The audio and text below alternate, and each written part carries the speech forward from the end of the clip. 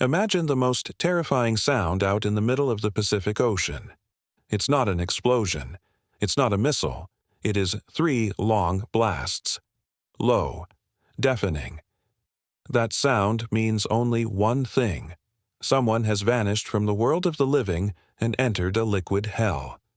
You are aboard a Nimitz-class carrier, a 100,000-ton fortress traveling at 30 knots, and you have just left one of your own behind. In this scenario, the most advanced military tech on the planet faces an enemy it cannot kill. Time. Welcome to the Man Overboard protocol.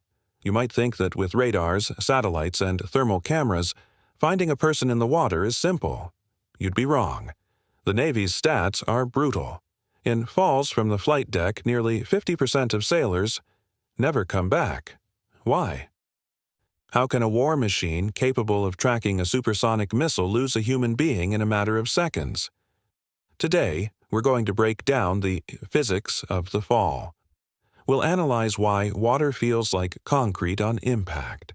And we'll reveal the extreme engineering behind the most violent braking maneuver an aircraft carrier can execute. This isn't a rescue. It is a war against biology. It all starts with the fall. And this is where intuition fails us. Falling off a carrier isn't like jumping off a diving board. The flight deck of the USS George Washington towers nearly 20 meters above the waterline. That is a 6-story building. If you fall, you have less than 2 seconds before impact. Your body accelerates to 70 kilometers per hour. If you hit the water wrong, on your back or your side, the ocean's surface tension doesn't break. It hits back. It's massive, blunt force trauma, broken bones, collapsed lungs, and, most dangerous of all, immediate loss of consciousness. But let's assume you survive the hit. Now, you're in the ship's wake. 4 bronze propellers, each the size of a house, are churning millions of gallons per second, creating turbulence strong enough to drag you down like a rag doll. And, as you fight to surface, you watch your only salvation, a city of steel, moving away at 50 kilometers per hour. Up on the deck, the chaos is controlled, but absolute. There is a sacred rule in the Navy, a rule burned into every recruit's mind. If you see someone fall, you become their only hope. You must scream, "Man overboard, port side." And then, you do the hardest part. You point with your arm, and you freeze. You don't run for help. You don't look for a life ring. You stay frozen, pointing at the spot where they fell. Why? Because the human eye loses perspective in the open sea in seconds. A single wave, a single blink, and your shipmate's head vanishes amidst the foam and sun glare. If you lower your arm, you have killed him. On the bridge, the officer of the deck hits a red button. The GPS marks the exact coordinates, but the ship has inertia. It can't stop on a dime. It needs miles to halt. The ocean is immense, and your shipmate is a fading dot. How do you turn 100,000 tons around without tipping the jets off the deck? The industrial choreography begins. The siren howls. 3 times. International code. All flight ops are aborted. The captain orders an aggressive maneuver. Often the Anderson turn. The carrier leans. The structures groan under the stress. The goal is to loop back over its own wake, creating a circle of protection around the victim. But the ship is slow. The real response comes from the air and water. In minutes, the Guardian Angel takes off. A Seahawk helicopter, always on standby, launches. Inside are the Navy rescue swimmers. Elite athletes trained to jump into freezing water, fight 5-meter waves, and drag an inert body to salvation.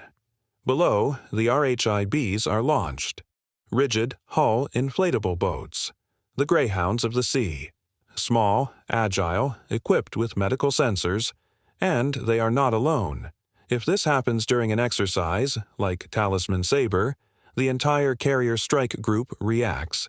Destroyers, cruisers, P-8, Poseidon aircraft. The ocean floods with electronic eyes, surface radars. infrared sensors hunting for a heat signature in a desert of cold water. It seems impossible to fail with that much firepower. But there was a problem no technology could solve until recently. On July 28, 2025, during a live exercise, Jose Antonio Rivera, only 19 years old, fell into the Coral Sea. The response was textbook: Australian jets, U.S. destroyers, helicopters. They searched for 48 hours, they covered 2,000 square miles, and they didn't find him. What is the silent killer that defeats all this tech? The cold and time. Seawater, even at 25 degrees, steals body heat 25 times faster than air. It's called thermal shock. The moment you fall, you gasp uncontrollably. You swallow water. In 10 minutes, your muscles go numb. You can no longer swim. In 30 minutes, hypothermia clouds your brain, even if you have a life vest. The will to live just shuts down biologically. That's why the Navy had to change strategy. It's no longer just about rescue. It's about preventive technology. The modern game changer is the personal locator beacon. Small devices on the uniform that activate upon contact with salt water. They send an encrypted signal directly to the bridge. They no longer depend on someone seeing you fall. The ship knows you're gone before you even hit the water. Self-inflating vests. Strobe lights that blind the darkness. Engineering is trying to buy those vital minutes that biology denies us. A carrier is a tool of power projection.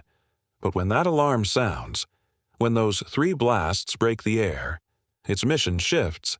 It stops being a weapon and becomes a desperate mother searching for her child. The machinery stops. Geopolitics disappear.